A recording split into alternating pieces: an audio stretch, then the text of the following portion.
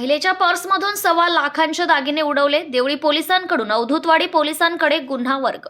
बसमध्ये चढण्याच्या प्रयत्नात असलेल्या एका वृद्ध महिलेच्या पर्समधून 1.25 लाखांचे दागिने चोरून नेल्याचा प्रकार उघडकीस आलाय.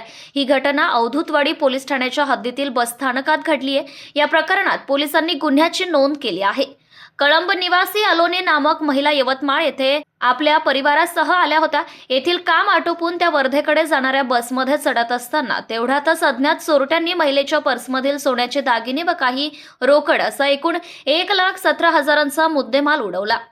देवळी येथे आल्यानंतर चोरीची बाब त्यांच्या निदर्शनास आली. त्यांनी या घटनेची तक्रार देवळी पोलिसात नोंदवली. त्यावरून पोलिसांनी गुन्हा दाखल केलाय.